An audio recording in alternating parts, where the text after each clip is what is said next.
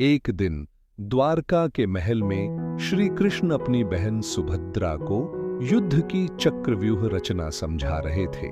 गर्भवती सुभद्रा ध्यान से सुन रही थीं, लेकिन उसी समय उनके गर्भ में पल रहा बालक अभिमन्यु इन रहस्यों को भी सुन रहा था।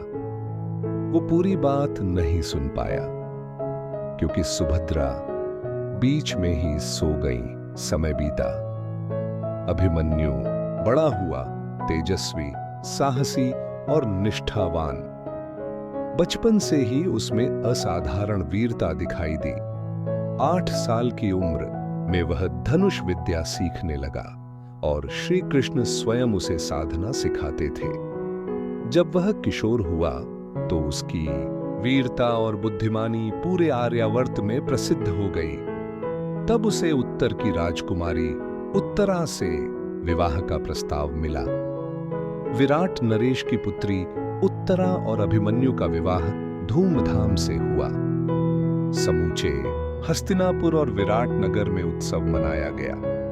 विवाह के कुछ समय बाद उत्तरा गर्भवती हुई, लेकिन तभी कुरुक्षेत्र का महासंग्राम प्रारंभ हो गया।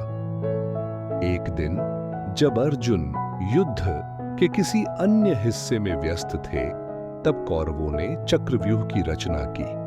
उसे तोड़ने वाला कोई नहीं था।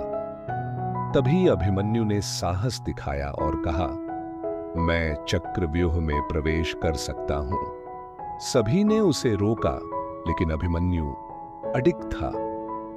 वह चक्रव्यूह में घुस गया। मात्र 16 वर्ष की आयु में भीतर प्रवेश करते ही 7 महारथियों द्रोण, कर्ण, कृपाचार्य, अश्वत्थामा, शकुनि, कृतवर्मा और दुर्योधन ने उसे घेर लिया। अभिमन्यु अकेले लड़ा, वीरता से लड़ा। उसका धनुष टूटा, रथ टूट गया, लेकिन वह तलवार और गदा लेकर अंतिम सांस तक युद्ध करता रहा। अंततः वह घायल होकर युद्ध भूमि पर गिर पड़ा। श्री कृष्ण दौड़कर उसके पास आए, उसका सिर अपनी गोद में रखा और आंखें बंद कीं। अर्जुन वहां पहुंचे, पुत्र को देखकर विलाप करने लगे।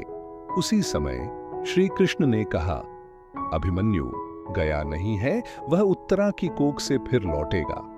और आगे चलकर अभिमन्यु का पुत्र परीक्षित जन्मा, जिसने पांडव वंश को आगे बढ़ाया।